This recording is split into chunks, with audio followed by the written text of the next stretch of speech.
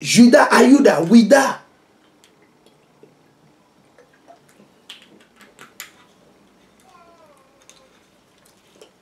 Vous allez toujours voir le mot, notre syllabe da. Da, c'est avec D-A-H ou bien D-A. Qui fait recours à qui? À l'Éternel. Juda, wida, ajuda. On va continuer. Il dit, les esclaves, je vais vous le lire le plus vite. Il dit, les esclaves étaient rassemblés sur une place pour y être vendus. Les esclaves, les noirs. C'est la prophétie biblique. Juda est exilé, soumise à l'oppression. Nous sommes soumis à l'oppression à cause de nos péchés et de nos iniquités. À une dure servitude. Il faut payer les impôts, les tasses. Ok? Si vous ne payez pas les impôts et les tasses, ils vont vous arrêter. Ils vont vous donner des amendes, blablabla. N'est-ce pas? Hein? Elle demeure chez les nations. Elle demeure où? Elle demeure où? Le noir demeure où? Donc, qu'est-ce qu'il vous fait? Réveillez-vous. La Bible vous dit, l'Éternel, celui qui a créé les cieux, celui qui a tout créé, il vous dit que quoi? Que Juda demeure chez les nations. Qu'est-ce que ça veut dire? Ça veut dire que les Noirs vivent au Portugal.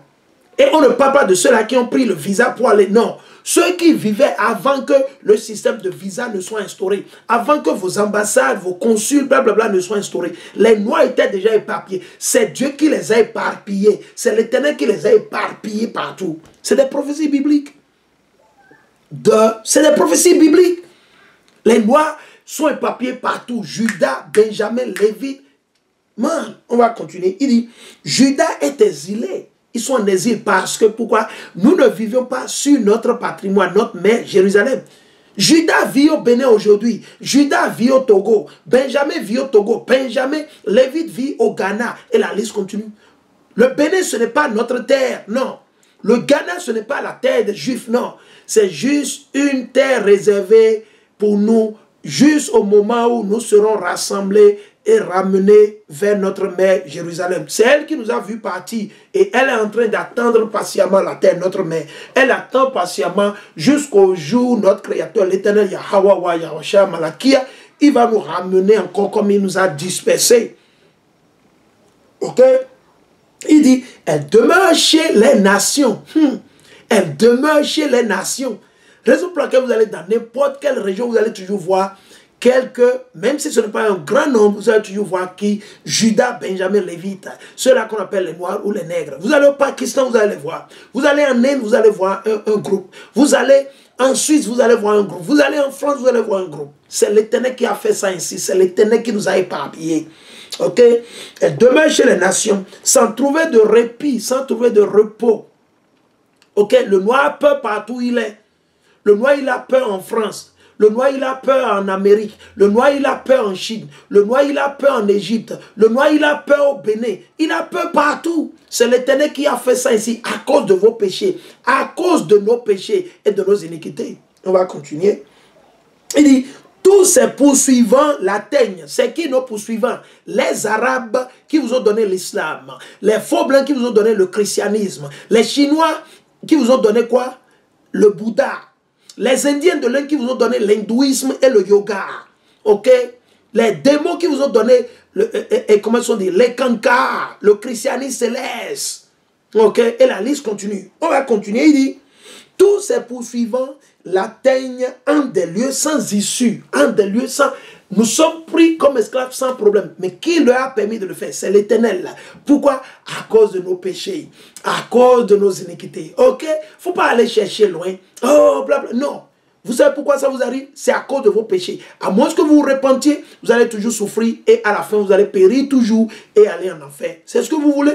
Ça n'engage que vous. Nous vous disons, choisissez la lumière. La lumière, c'est qui? Mashiach. Parce que vous ne pouvez pas aller au Père à travers Mohamed. Et vous ne pouvez pas aller au Père à travers votre maman ou votre papa, votre oncle ou bien votre boulot, votre président ou bien le ministre. Non, il n'y a pas de salut à travers les hommes. Le salut est venu de l'Éternel à travers qui? Mashiach. Raison pour laquelle Mashiach, Jésus-Christ a dit quoi? Je suis le chemin, la vie et la vérité. Nul ne peut aller au Père, sinon ici et seulement à travers qui? Mashiach. Donc réveillez-vous, sortez de l'islam, sortez du christianisme, cherchez Mashiach, cherchez Dieu à travers Mashiach. Alors on va continuer. Il dit, ok, alors c'est bon, je vais juste... Alors, nous allons repartir vers 2 Rois 2 Rois, le chapitre 24. Ok. 2 Rois. Allons dans 2 Rois. Allons dans 2 Rois. On va le montrer.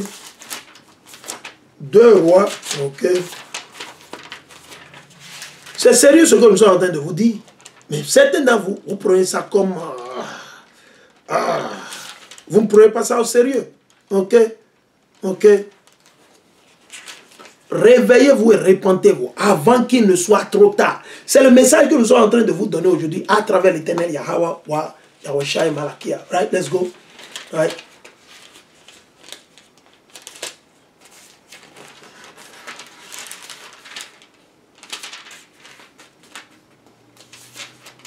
Ok.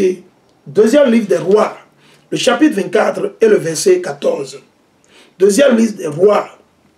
On va lire le chapitre 24 et le verset 14. On va le lire. On va lire à partir du verset 13. Il dit, celui-ci emporta tous les trésors du temple. Attendons, on va lire à partir du verset 12. Ok. Je préfère à partir du verset 12. Ok. Nos aïeux ont toujours été pris comme esclaves. Combien d'esclavages? Multitude d'esclavages. Ok. Nos aïeux ont été pris comme... Et quand Raphaël. Ok. Deuxième livre des rois. Ok. Deuxième livre des rois. Le chapitre 24, le verset 12 à 13. Ok. À 14 plutôt, excusez-moi. À 14. Ok. On va aller jusqu'à 14. Ok. You can post it, yeah. Raphaël, you can post verses 12 through 14. Verses 12 is 2 Kings 24, 12 through 14. Ok. All right. So, on va lire. Il dit, alors Joachim, roi de Juda comme un frère béninois, ok, comme un frère béninois, un frère togolais, un frère noir américain qui vit ici à Chicago, Illinois, qui vit en Virginie, qui vit, comme ils sont dit, à New York, Buffalo et la liste continue. On va lire. Il dit, Juda se rendit au roi de Babylone, ok, ok. Lui, sa mère, ses officiers, ses dignitaires et ses eunuques. Et le roi de Babylone les fit prisonniers. Ils ont été pris comme esclaves. C'était des noirs. Ce ne sont pas des blancs. Comme vous avez fait croire dans vos films de, comment ils sont dit, de Jésus de Nazareth, blablabla. Non, ce sont que des noirs, des nègres. Ok. Il dit, c'était en la 8e année de son règne. Celui-ci emporta tous les trésors du temple de Yahweh et les trésors du palais royal, et il brisa tous les objets d'or de Salomon, roi d'Israël. Ok?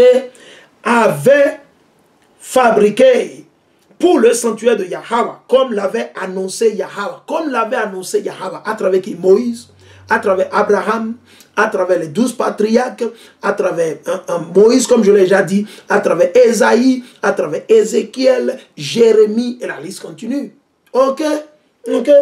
Il dit, il emmena en exil, en esclavage, du labeur, oppression. Il emmena en esclavage tout Jérusalem. Non. Quoi? Tout Jérusalem, tous les dignitaires et tous les notables, soit 10 000 exilés, et tous les forgerons et serruriers. Forgerons, vous les trouvez où? Ils sont bénis au Togo. C'est eux qui fabriquent, et comme ils sont dit, tout ce que vous utilisez. Les forgerons, c'est eux qui fabriquent les coucous, les couteaux. Les vrais forgerons, c'est les noirs, c'est les nègres. Ok? Et ils n'ont pas utilisé la technologie. Ok? Ok? Attendons, ou attendez un peu. Je vais encore vous montrer autre image pour que les frères comprennent de quoi nous parlons. C'est ce que Dieu a prophétisé. C'est ce que Dieu a dit depuis Moïse. Regardez bien l'image. Regardez. Ça, c'est les blancs, ça. C'est les noirs. Ce sont nos aïeux. Ok? Ce sont nos aïeux. Réveillez-vous. La Bible, c'est pour les noirs. Vous avez vu? Ok? Donc, je vais lire encore. Je vais repartir ici. Ok? Je vais repartir ici.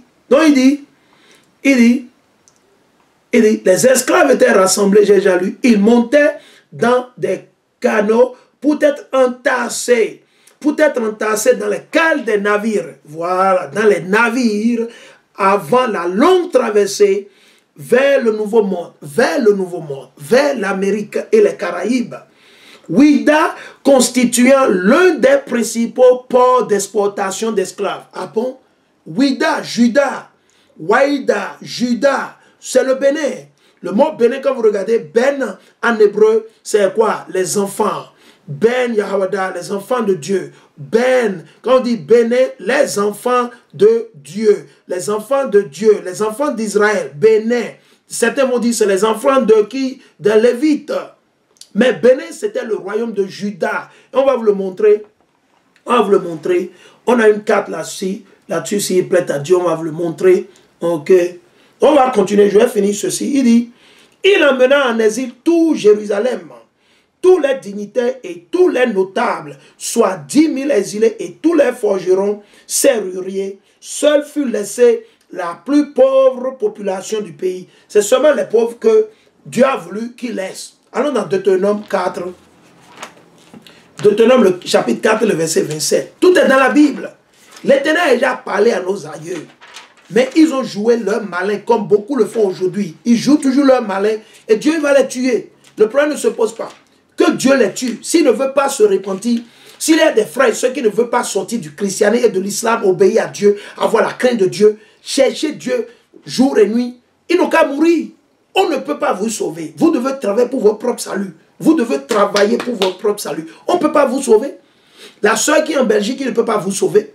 Le frère qui est en Belgique, il ne peut pas vous sauver. Non, vous devez travailler pour votre propre salut. Ah ouais? C'est ce que l'Éternel a dit. Allons, on va lire. Deutéronome 4, 27. Deutéronome 4, 27, on va le lire. Yahweh vous dispersera parmi les peuples. Qu'est-ce que l'Éternel a dit? Il va disperser qui? Les Noirs? Ah bon? Je pensais comme Jésus est mort, il n'y a plus esclavage. Non, non. L'Écriture n'a jamais dit. Au contraire, Amachiak a dit qu'on ira en esclavage. C'est ce qu'il a dit. Luc 21, 24. Allons, on va regarder quelques images de la traite négrière dont on ne vous parle plus dans vos églises chrétiennes, ni à la mosquée. Est-ce que vos arabes vous disent, vos imams vous disent que les arabes vous ont pris comme esclaves, qu'ils ont tué nos aïeux, des millions et des millions de nos aïeux ont tué, qui ont refusé d'accepter leur religion qu'ils ont créée. Ils vous ont dit ça, ils vous enseignent. Non, ils ne vont pas vous l'enseigner. Parce qu'ils savent que vous n'êtes que leurs esclaves. Ok? Voilà quelques blancs qui sont venus avec leur chapeau là. Et vous voyez nos frères noirs qui sont alignés, qui sont sur le point d'être pris comme esclaves. Ok? Ils sont sur le point d'être pris comme esclaves. Regardez.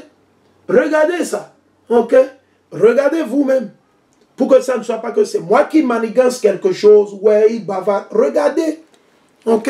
Les photos parlent eux-mêmes. Elles-mêmes plutôt. Les photos parlent. Vous avez vu vos colons? Ils sont venus là. Avec leur accoutrement de je ne sais quoi là. Ok? Leurs pantalons crottés ça là. Ils sont venus. Ils sont là. Avec leur chapeau de guerre. Ils sont là. C'est leur boulot. C'est tout ce qu'ils font. Ok? On va continuer. Donc il dit, Yahweh vous dispersera parmi les peuples. Deutéronome 4, 27. Yahweh vous dispersera parmi les peuples. Et il ne restera de vous qu'un petit nombre au milieu des nations. C'est ce que l'Éternel a dit. Il ne restera que de vous qu'un petit nombre. Ok? Au milieu des nations où Yahweh vous aura conduit. Qui nous aura conduit? C'est l'Éternel. Qui va nous conduire parmi toutes ces nations? Dieu l'Éternel. Que vous ne voulez pas servir, vous voulez servir les politiciens, à nous allez servir les politiciens. Vous allez payer le prix, le problème ne se pose pas. Ok? Ok? Il dit, vous y servirez des dieux faits de main d'homme. Quoi? La croix, le christianisme, c'est fait par les hommes. Le christianisme a été créé par les hommes, leur croix. Et dit quoi? Du bois et de pierre. Le pierre, c'est la pierre qui est à la Mecque, que nos frères, ils prennent l'avion chaque année, soit disant qu'ils deviennent El Hajj. Et ils sont contents. Et elles sont contentes. Je suis allé au pèlerinage. Je suis allé à la Mecque. Oh, j'ai vu Dieu.